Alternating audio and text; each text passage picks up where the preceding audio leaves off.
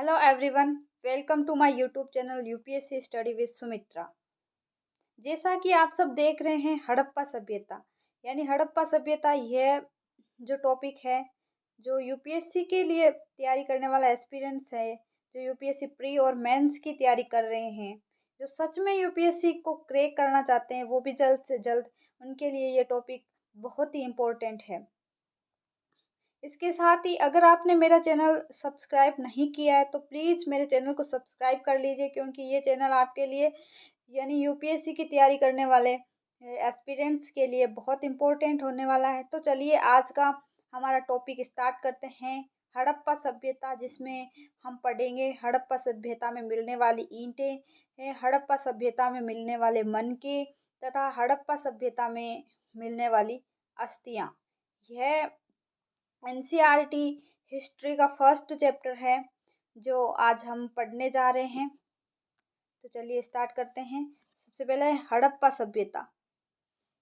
इसे सिंधु घाटी सभ्यता के नाम से भी जाना जाता है। हड़प्पा सभ्यता को इसे सिंधु घाटी सभ्यता के नाम से क्यों जाना जाता है, कि हड़प्पा सभ्यता को सिंधु घाटी सभ्यता क्यों कहा जाता है, या फिर इसे हड़प्पा सभ्यता नाम क्यों दिया गया? क्योंकि इस सभ्यता की सबसे पहले या सर्वप्रथम खोज हड़प्पा नामक स्थान पर हुई थी, इसलिए इसे हड़प्पा सभ्यता भी कहा जाता है। और हड़प्पा वर्तमान में पाकिस्तान में स्थित है। हड़प्पा वर्तमान में पाकिस्तान में स्थित है। हड़प्पा जो स्थान है वो रावी नदी के किनारे स्थित है। यानी ये एक इम्पोर्टेंट क्वेश्चन बन जाता है कि हड़प्पा किस नदी के किनारे है? हड़प्पा रावी नदी के किनारे है। परंतु ये जो पूरी सभ्यता है, जिसे हम सिंधु घाटी सभ्यता कहते हैं, इस सिंधु घाटी सभ्यता का नाम सिंधु घाटी सभ्यता कैसे पड़ा? तो जो सिंधु घाटी सभ्यता है वो सिंधु नदी के किनारे या सिंधु नदी के आसपास पनपी हुई सभ्यता, यानी एक काल था। आ, उस टाइम पे लोगों ने बस्तियां बनाई, लोगों ने रहना स्टार्ट किया वहाँ पे, तो वो एक सभ्यता बन गई। तो वो सभ्यता क्या थी कि सिंधु नदी के आसपास थी, इसलिए उसे सिंधु घाटी सभ्यता कहा जाता है। अब चलिए इसमें जो ये पैराग्राफ दिया हुआ है इसमें पढ़ते हैं। सबसे पहले देखिए हड़प्पा मोहर के बारे में दिया हुआ है। हड़प्पा में मिलने वाली मोहर ये देखिए है, ये हड़प्पाई मोहर दी गई है। चित्र में आप आराम से देख सकते हो। तो जैसा कि लिखा, चित्र 1.1 संभवतः हड़प्पा अथवा सिंधु घाटी सभ्यता की विशिष्ट पुरा वस्तु है। इस चित्र को देखने से पता चलता है कि ये हड़प्पा की सभ्यता की एक मोहर है। इस पर कुछ जानवर अंकित है, कुछ अक्षर भी अंकित है, इसे देखने से हमें पता चलता है। और अब आगे क्या लिखा हुआ है? मोहरों पर सामान्य रूप से जानवरों के चित्र, जैसा कि अपन देख रहे हैं, तथा एक ऐसी लिपि, यानी इसके ऊपर ऊपरी भाग में एक लिपि है। लिपि के चिन्ह उत्कीर्णित है, जिन्हें अभी तक पढ़ा नहीं जा सका है। यानी हड़प्पा सभ्यता में मिलने वाली लिपि, जो लिपि थी, उसे अभी तक पढ़ा नहीं गया है। फिर भी हमें इस क्षेत्र में उत्कीर्णित उस समय बसे लोगों के जीवन विषय में उनके द्वारा पीछे छोड़े गए उनके द्वारा पीछे छोड़ी गई पूरा वस्तुओं, जैसे उनके आवास पूर्णतया तो नहीं है, पर अभी टूटे फूटे है तो सही। मृदभांड यानी उनके द्वारा यूज की गई वस्तुएं। आभूषण उनके द्वारा पहने जाने वाले आभूषण। औजार यानी वह अपनी दिनचर्या चलाने के लिए या फिर शिकार करने के लिए या फिर खाना पकाने के लिए कौन कौन से औजार काम में लेते थे, वो उनके बारे में वह औजार मिले हैं। मोहरों, दूसरे शब्दों में पुरातात्विक साक्ष्यों के मध्य बहुत जानकारी मिलती है। अब हम देखेंगे कि हड़प्पा सभ्यता के विषय में क्या और कैसे जानते हैं, यानी हड़प्पा सभ्यता के बारे में हम क्या और कैसे जानते हैं, यानी हड़प्पा सभ्यता के बारे में जानकारी कैसे प्राप्त हुई। सर्वप्रथम ये इतना इम्पोर्टेंट है, इसमें जितना हमने पढ़ लिया है। अब आगे चलते हैं। कुछ पारिभाषिक शब्द यानी हड़प्पा या सिंधु घाटी सभ्यता से रिलेटेड कुछ शब्द है, जिनके बारे में जानना काफ़ी इम्पोर्टेंट हो सकता है यूपीएससी एस्पिरेंट्स के लिए। और उन हड़प्पा सभ्यता का स्थान व काल।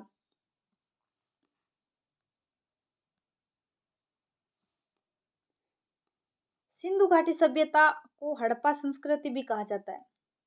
ये जो सभ्यता है इसका वास्तविक नाम सिंधु घाटी सभ्यता है, परंतु इसे हड़प्पा संस्कृति भी कहा जाता है। इसे हड़प्पा संस्कृति इसलिए कहा जाता है क्योंकि सिंधु घाटी सभ्यता के स्थलों में सबसे पहले हड़प्पा नामक स्थान पर इसका ज्ञान हुआ था। पुरातत्वविद संस्कृति शब्द का प्रयोग पूरा वस्तुओं के ऐसे समूह के लिए करते हैं जो एक विशिष्ट शैली के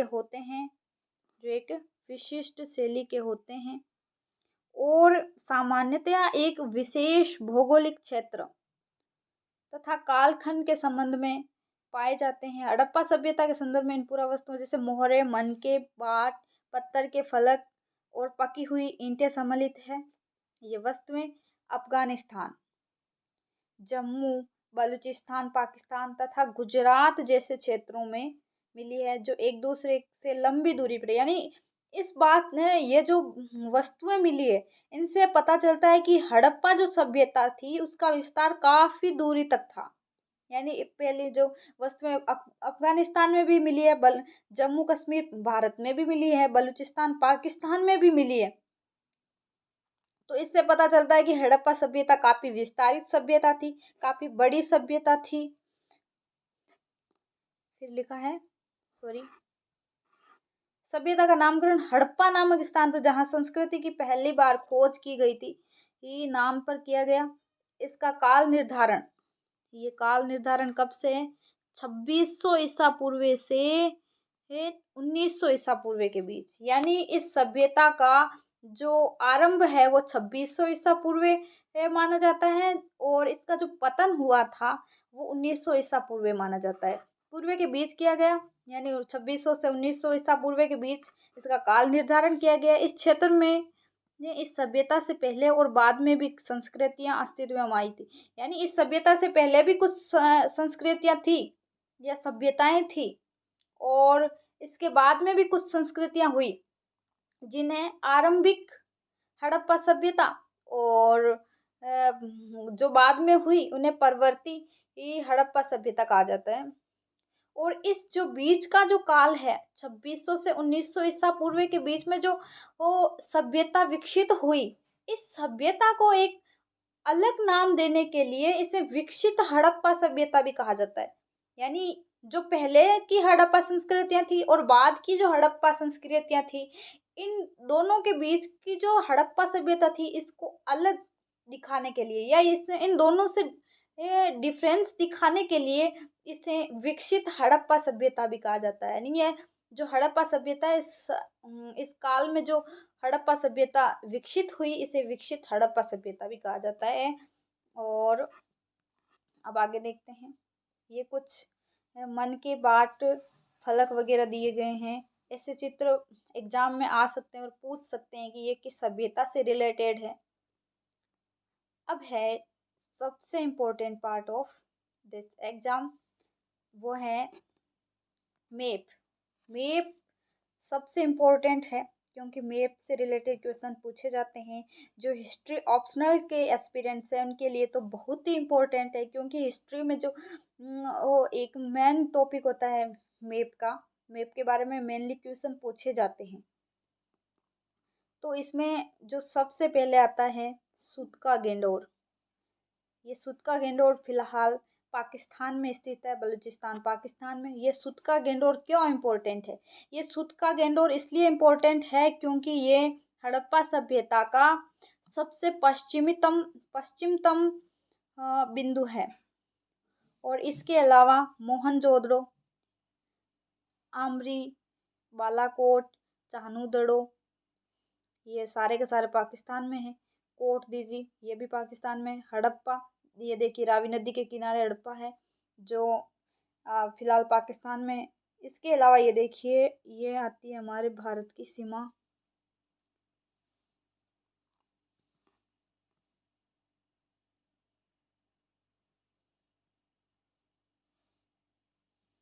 भारत की सीमा आती है और इसमें सीमा में कौन कौन से जो हड़प्पा सभ्यता से जुड़े स्थल मिले हैं, जैसे बनावली पंजाब में है, कालीबंगन जो राजस्थान में स्थित है, राखीगढ़ी हरियाणा में स्थित है। ऐसे ये साबरमती नदी है, माही नदी है, लोथल गुजरात में है, रंगपुर सभ्यता यह भी गुजरात में है, नागेश्वर सभ्यता ये भी गुजरात में, धोलावीरा यह भी गुजरात में। इन सब जगहों से कुछ विशिष्ट वस्तुएं प्राप्त हुई है, इसलिए ये सभी जगह काफी इम्पोर्टेंट हो सकती है। चलिए आगे चलते हैं। अब स्टार्ट होता है ये टॉपिक की आरंभ। आरंभ यानी हड़प्पा सभ्यता का आरंभ कहाँ से हुआ। इस क्षेत्र में विकसित हड़प्पा से पहले भी कई संस्कृतियां थी, जैसा कि हमने पहले पढ़ लिया है। अस्तित्व में थी ये संस्कृति अपनी विशिष्ट मर्दबान शैली, यानी जो वो खाने पीने की वस्तुएं या फिर जो सामान रखने की वस्तुएं हैं, रखने के लिए जो बर्तन बनाए जाते थे, जिन्हें मर्दबान कहते हैं, मर्दबान शैली से संबंध थी। तथा इनके संदर्भ में हमें कृषि यानी जो हड़प्पा सभ्यता के लोग थे वो कृषि भी करते थे, पशुपालन तथा कुछ शिल्पकारी, यानी मृद पांडवों पर भी कुछ शिल्पकारी की गई है। उनके आभूषण हैं उन पर भी कुछ शिल्पकारी की गई है, के साक्ष्य भी मिलते हैं। बस्तियां आमतौर पर छोटी होती थी, यानी हड़प्पा सभ्यता की जो बस्तियां थी वो काफी छोटी होती थी। इनमें बड़े आकार की संरचनाएं लगभग न के बराबर थी, यानी इनमें बड़े आकार की ही कोई संरचना नहीं थी। कुछ स्थलों पर बड़े पैमाने पर इलाकों में जलाए जाने के संकेतों तथा कुछ अन्य स्थलों के त्याग दिए जाने से ऐसा प्रतीत होता है कि आरंभिक हड़प्पा तथा हड़प्पा सभ्यता के बीच कर्म भंग था। सॉरी। अब आता है निर्वाह के तरीके, यानी वह अपना निर्वहन या जीवन यापन किस प्रकार करते थे। यानी हड़प्पा सभ्यता के लोगों का जीवन यापन किस प्रकार होता था, इसके बारे में पढ़ेंगे। अपने मानचित्र आपने मानचित्र 1 व 2 में देखा था, अपन ने देखे हैं दोनों मानचित्र। देखा होगा कि विकसित हड़प्पा संस्कृति यानी जो 2600 से 1900 ईसा पूर्व के बीच की जो संस्कृति है उसे विकसित हड़प्पा संस्कृति कहते हैं। ऐसे स्थानों पर पनपी जहाँ पहले आरंभिक हड़प्पा संस्कृतियां अस्तित्व में थी, यानी जहाँ पहले आरंभिक हड़प्पा संस्कृतियां थी वहीं पे विकसित हड़प्पा संस्कृति पनपी। इन संस्कृतियों में कई तत्व हैं जिनमें निर्वाह के तरीके शामिल है समान थे। हड़प्पा सभ्यता के निवासी कई प्रकार के पेड़ पौधों से प्राप्त उत्पाद, यानी हड़प्पा सभ्यता के जो लोग थे अब जीवन निर्वहन के लिए क्या करते थे, जैसे कि पेड़ पौधों से प्राप्त उत्पाद, जानवरों जिनमें मछली भी शामिल है ऐसे प्राप्त भोजन, जले अनाज के दानों तथा बीजों की खोज से पुरातत्वविद आहार संबंधी आदतों के विषय में जानकारी प्राप्त करने में सफल हो गए। यानी हमारे जो पुरातत्वविद है उन्होंने पता लगाया है कि हड़प्पा वासी थे वो पेड़ पौधों से प्राप्त उत्पाद, जानवर आदि से अपना जीवन निर्वहन कर रहे थे। इस पेज में इतना इम्पोर्टेंट है। तो चलिए अब अगले पेज पर चलते हैं। अब आते हैं मेन टॉपिक जो हमने पढ़ा था कि ईंटें, मनके तथा अस्थियां। ईंटें, मनके तथा अस्थियां। हड़प्पा स्थलों से मिले अनाज के दानों में गेहूं, यानी ये क्वेश्चन काफी इम्पोर्टेंट हो सकता है हमारे लिए कि हड़प्पा सभ्यता में कौन कौन से जो अनाज है वो मिले हैं। तो इसमें सबसे पहले गेहूं, दूसरे नंबर पर जौ, दाल, सफेद चना तथा तिल शामिल है, यानी 1 2 3 4 एंड 5 5 प्रकार के दाने मिले। बाजरे के दाने गुजरात के स्थलों से प्राप्त हुए। अब ये देखिए गुजरात के स्थल कौन कौन से थे, धोलावीरा थे वगैरह वगैरह जो भी थे। चावल के दाने अपेक्षाकृत कम पाए गए, यानी चावल के दाने हैं वो उनका साक्ष्य कम प्राप्त हुए। आगे बढ़ते हैं।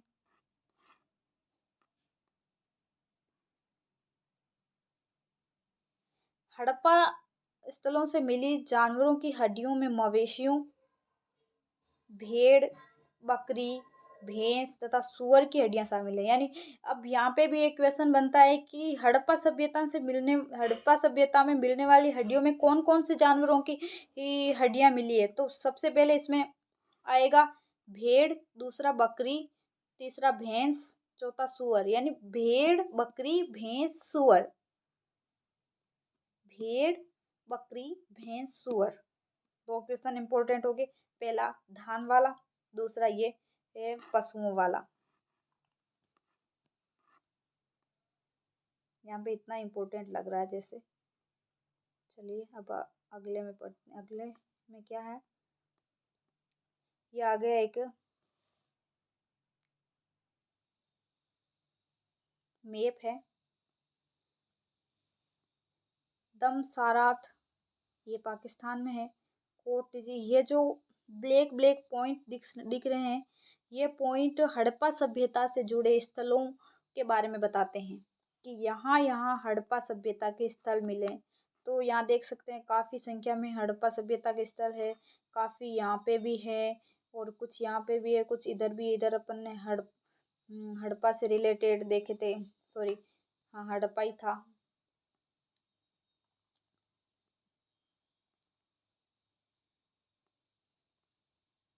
अब आते हैं कृषि प्रौद्योगिकी। कृषि प्रौद्योगिकी यानी कृषि कृषि में प्रौद्योगिकी यानी वो टेक्निकली कितने जागरूक थे। हालांकि अनाज के दानों से कृषि के संकेत मिलते हैं। यानी अनाज के दाने हमने देखे थे, गेहूं, जौ आदि मिलते हैं। पर वास्तविक कृषि विधियों के विषय में स्पष्ट जानकारी मिलना कठिन है, क्योंकि ये जौ और धान के कुछ केवल साक्ष्य मिले हैं। कृषि में तकनीक कितनी थी इसके बारे में पता लगाना काफी कठिन है। इसके अंदर शायद इतना इम्पोर्टेंट हो सकता है।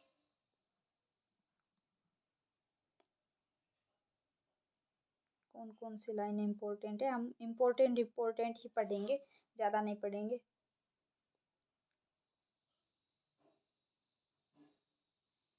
अब ये देखिए एक लाइन, अधिकांश हड़प्पा स्थल अर्ध शुष्क क्षेत्रों में स्थित है। ये हमने मैप से भी देखा है, जैसे उसमें कालीबंगा जो राजस्थान में स्थित है, बनावली, राखी गढ़ी आदि, ये सारे के सारे अर्ध शुष्क स्थल है। संभवतः कृषि के लिए सिंचाई की आवश्यकता पड़ती होगी। यानी जो अर्ध शुष्क स्थल है वहाँ पे बारिश ज़्यादा नहीं होती होगी, मानसून भी कम आता होगा, इसलिए वहाँ पे जो कृषि है, कृषि के लिए सिंचाई की अवश्य आवश्यकता पड़ती होगी। अफगानिस्तान में सौर्थ गुई नामक हड़प्पा स्थल से नहरों के कुछ अवशेष मिले। यह भी काफी इम्पोर्टेंट है कि अफगानिस्तान के सोर्तुगई नामक स्थल से नहरों के अवशेष मिले हैं, परंतु पंजाब और सिंध से नहीं। परंतु पंजाब और सिंध से ऐसा कोई अवशेष नहीं मिला है। प्राचीन नहर बहुत पहले ही गाद से भर गई थी। ऐसा भी हो सकता है कि कुओं से प्राप्त पानी का। अब ये देखिए, ये क्या है, ये भी हड़प्पा सभ्यता से पक्की मिट्टी से बना वृषभ है। ये वृषभ इसके बारे में क्यों, इसका जो चित्र है वो देख कर के पूछा जा सकता है कि यह जो आकृति है किस सभ्यता से रिलेटेड है, तो इसका आंसर होगा कि ये हड़प्पा सभ्यता से रिलेटेड है। ये भी काफ़ी इम्पोर्टेंट है। और ये भी कुछ औजार हैं, देख सकते हैं आप, औजार हैं जो हड़प्पा सभ्यता के लोग जैसे कि ये क्या बोलते हैं उसको, शिकार के लिए काम में लेते होंगे, या फिर अपनी दिनचर्या चलाने के लिए, या फिर कृषि कार्यों में इन औजारों का प्रयोग करते होंगे।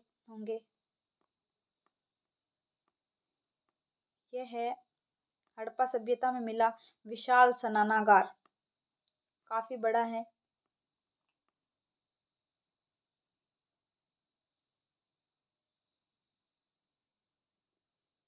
अब आता है कि पुरा वस्तुओं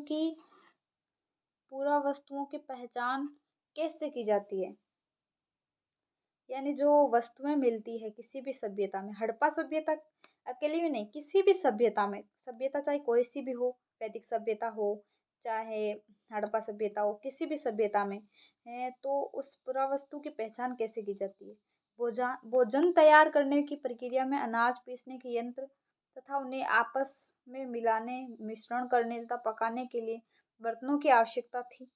ये हम अपन जानते हैं। इन सभी पत्थरों से ये काफ़ी इम्पोर्टेंट नहीं लग रहा है मुझे। सो ये एक अवतल चक्की चक्की के जैसा औजार सॉरी ये मिला है और ये है मोहनजोदड़ो।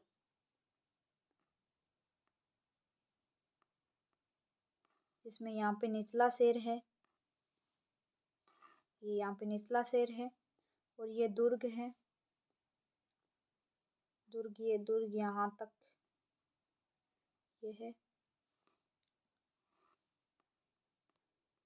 चलिए आज का वीडियो यहीं तक पूरा करते हैं। कल फिर मिलेंगे कुछ नए टॉपिक्स के साथ जो यूपीएससी के लिए इम्पोर्टेंट होंगे। और फिर से अगर आपने मेरा चैनल सब्सक्राइब नहीं किया है तो मेरा चैनल सब्सक्राइब कर लीजिए